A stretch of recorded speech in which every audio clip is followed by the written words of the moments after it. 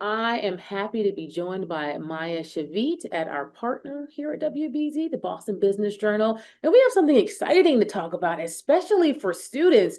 UMass Amherst receiving a very nice gift, the largest gift, in fact, in the university history. Can you talk to me about this gift? Sure. Well, thank you so much for having me. This gift is pretty monumental. It's the largest gift in UMass Amherst history. So, a former Apple executive named Dan Riccio gave a $50 million donation to the university specifically for their engineering program. And we also love too, like yes, he is alum, but he's also native to us. He's from Revere. So that's just like an extra cherry on top.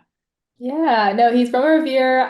There actually was a bit of information that came out that said when he was much younger, he worked at Kelly's Roast Beef, which so another very widely known local business that everyone is a big fan of. We love that. Never forgot home.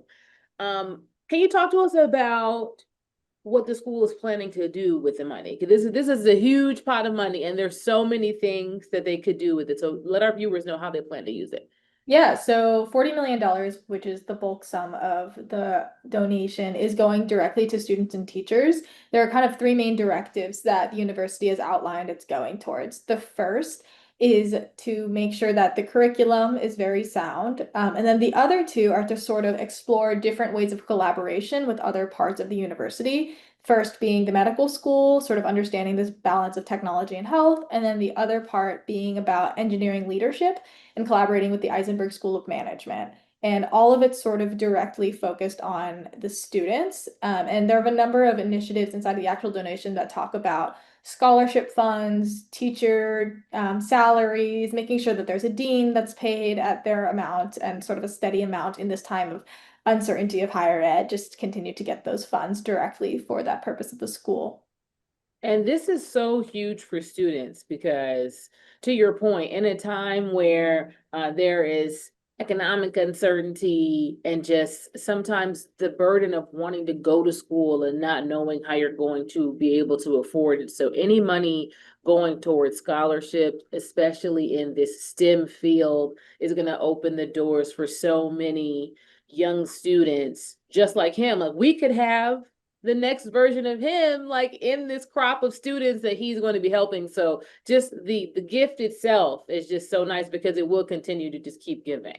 Yeah, and another component of it is that it's going to remain flexible across those three pillars that I kind of mentioned. So while the overarching support is for the students and for the teachers, continuously upholding those sort of initiatives of innovation that kind of it seems like the donors kind of very on board with and kind of very excited about kind of talks to how they want to use these funds in like an innovative and generous way that continues to evolve for quite a bit of time. $50 million can last. And then there's another part of this fund that's matched by UMass Amherst themselves in an endowment matching program to sort of amplify it further.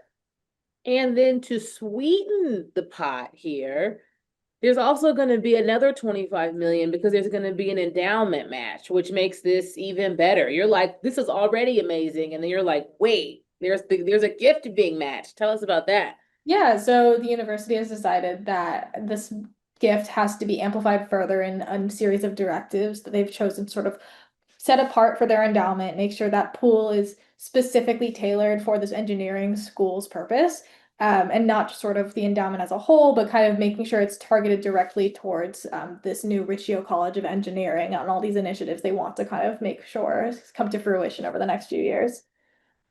Now, is there anything else that you think is important to know about this donation that I didn't ask you specifically?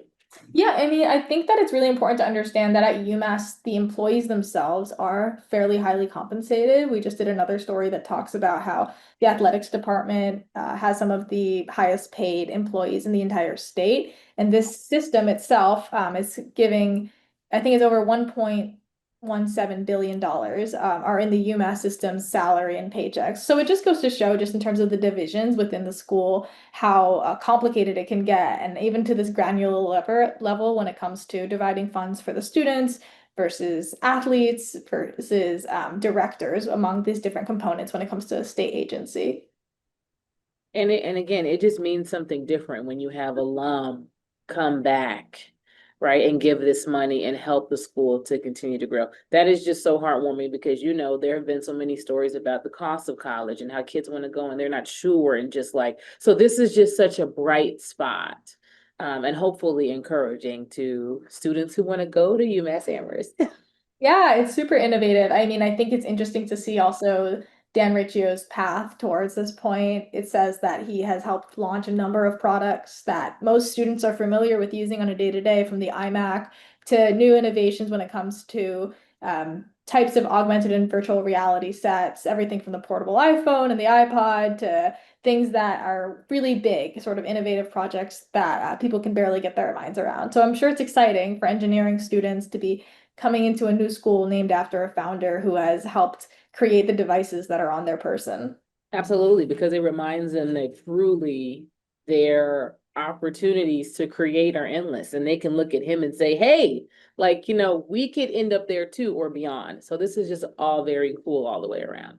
Yeah, for sure. No, I think it's a really exciting moment for UMass Amherst, and it's interesting to see how other schools could potentially be looking at this and moving forward with other ways to kind of talk about innovating, talk to the price of tuition. Just recently, a number of schools in the private sector have gone free tuition for a number of families. So it kind of looks at maybe there's a moment where the public and the private are starting to see eye to eye in terms of how to pay for college, which is such an expensive thing for people.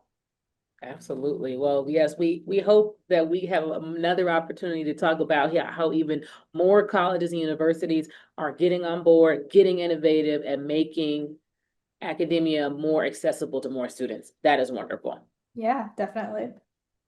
Well, Maya Shavid with the Boston Business Journal, our partners here at WBZ, we thank you. And I don't say goodbye. I always say until next time, because you guys have some great articles. So until next time, Awesome. Well, thank you so much for having me and looking forward to speaking again. thank you.